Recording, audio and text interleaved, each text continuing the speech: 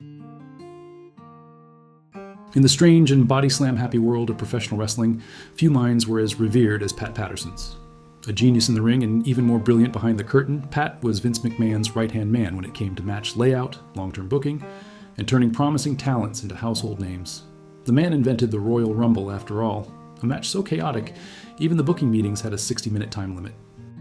But while Patterson was the architect of some of wrestling's most iconic moments, he rarely hogged the spotlight. He was the guy behind the guy, or in some cases, behind the guy who was behind another guy.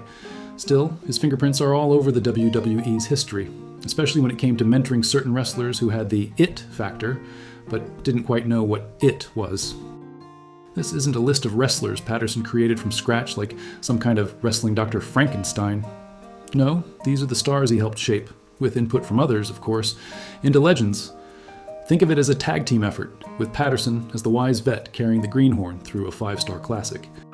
So grab your sequins, crank up the pyro, and prepare to laugh, learn, and maybe cry, but in a manly, steel chair to the heart kind of way. These are the Patterson 5, the 5 wrestlers Pat Patterson helped shape, mold, and whisper sweet psychology into, while other hands steered the ship too. It all began with a smile, a big, cheesy, babyface smile that said, "Hi, I'm Rocky Maivia, and I've never lost a match or a high school debate." Spoiler alert, the fans hated it. And not just in a polite Canadian way. They booed Rocky out of buildings like he'd insulted Bret Hart's mom, and in wrestling, that's just blasphemy with entrance music. But who saw potential in this third-generation Samoan star? Pat Patterson, of course. Patterson was close with the Rock's family, especially his father Rocky Johnson and grandfather. So when young Dwayne Johnson entered the WWF with more charisma than actual wrestling polish, Pat pulled strings like a puppet master in a sparkly suit. It was Patterson who fought to get him on TV. It was Patterson who shielded him from the political minefield that is the locker room. And when the fans chanted, "Die, Rocky, die," it was Patterson who whispered, "Don't worry, kid. They boo now. They'll cheer when you raise an eyebrow." Rock would later say that Pat Patterson was like a wrestling godfather to him, except less Marlon Brando and more fabulous uncle who could lay out a Royal Rumble match better than anyone alive. Patterson even booked Rock's earliest matches, helping him transition from bland blue chipper to the eyebrow-raising, catchphrase-spitting, billion-dollar box office bulldozer. And let's be honest, only someone like Patterson could look at a floundering goody two-shoes and say, "Let's turn him heel, let him be himself, and see if the crowd starts chanting along." Boom. The birth of The Rock. Without Patterson, Rocky might have ended up selling life insurance in Florida. With Patterson, he became the most electrifying man in sports entertainment. Shawn Michaels was already the heartbreak kid when Pat Patterson got his creative hooks into him, but the real magic came when Patterson helped turn HBK from a heel with potential into a storytelling god inside the squared circle. Let's be honest, Shawn had the talent, the looks, the voice, and the charm of a Las Vegas magician, who also happened to be annoyingly good at chain wrestling. But in the early 90s, HBK was more style than substance. Great matches, sure, but still unpolished in the broader game of wrestling psychology. Patterson didn't just help Shawn, he refined him. He worked with Shawn behind the scenes, coaching him on match structure, on in-ring emotions, on how to make a sold-out arena cry with a single super kick. Shawn became wrestling's Mozart, and Pat was the crusty genius behind the piano yelling, "No, no, no, you have to build the finish." Case in point, the Iron Man match at WrestleMania 12. Patterson helped structure the drama, the pacing, the psychology, 60 minutes of mat-based magic, culminating in the moment where Shawn finally won the big one. But here's where the humor sneaks in. Pat Patterson adored Shawn so much he let him get away with everything. Miss a flight? He's a star. Disrespect Bret Hart? That's just Shawn being Shawn. Threatened to moonwalk through Gorilla while wearing nothing but the Intercontinental title? Leave him, he's an artist.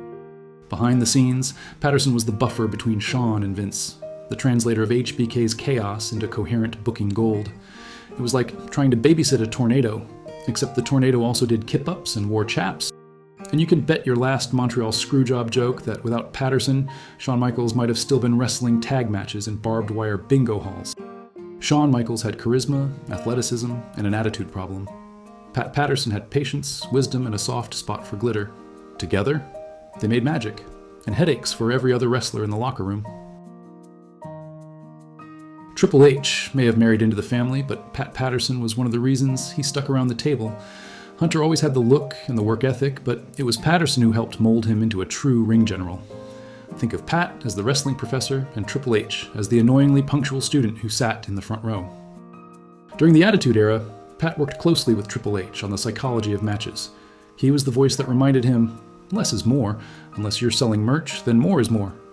Whether it was pacing a 20-minute main event or guiding the emotional beats of a promo, Pat was always ready with the French-Canadian wisdom of a man who'd seen more rings than a jewelry store. I am, of course, referring to wrestling rings here. I'm pretty sure you had other rings on your mind there, pardon the pun. To this day, Triple H credits Patterson as one of his biggest influences in learning how to build wrestling, not just do it. If Vince was the general, Patterson was the war room strategist. And let's be honest, if you can teach someone to survive a match with Ultimate Warrior and then go on to lead NXT to relevance, you deserve a medal. Or at least a quiet handshake in Gorilla.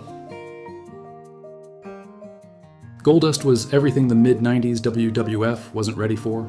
Provocative, gender-bending, and somehow simultaneously terrifying and glamorous. And yet, when Dustin Rhodes dipped himself in gold paint and confusion, Pat Patterson saw potential where others just saw lawsuits. The Goldust gimmick could have easily flopped and been buried faster than a WCW crossover. But Patterson, no stranger to challenging norms, took a special interest in helping guide Dustin through the landmines. He encouraged the performance art side of Goldust, pushing Dustin to lean in harder, go further, and own it. And when the locker room, and even creative, didn't quite get Goldust, Patterson defended the character's place on the card. He wasn't just trying to be edgy. Goldust represented the unknown, the uncomfortable, and that made him memorable. Behind the scenes, Patterson worked with Dustin on timing, body language, and most crucially, how to make an audience feel something without saying a word. That eerie crawl, the unsettling whispers, the psychological warfare, that was part Dustin, part Pat. In a business that often mocked what it didn't understand, Patterson protected Goldust like a dragon hoarding glitter. And because of that, the character lasted far beyond the New Generation era, transforming, evolving, and ultimately earning legend status. Goldust may have been bizarre, but with Pat Patterson in his corner, he was brilliantly bizarre. Say hello to the bad guy. Razor Ramon strutted into WWE in 1992, oozing machismo, gold chains, and Scarface swagger. But behind the toothpick flicks and greasy curls was Scott Hall, a guy who had all the tools, but needed someone to help him use them like a master craftsman instead of a demolition worker. That someone? Pat Patterson. Patterson immediately saw Hall's potential, not just as a mid-card tough guy, but as a character. He worked with Razor to fine-tune the persona, helping him turn the Tony Montana influence from parody into performance art. The result? A heel so cool he accidentally became a babyface, not by changing who he was, but by owning it even harder.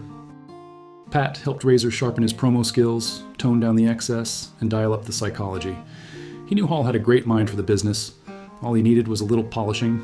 Pat was the one backstage reminding Razor that less is more, and a perfectly timed flick of a toothpick could say more than a 5-minute monologue.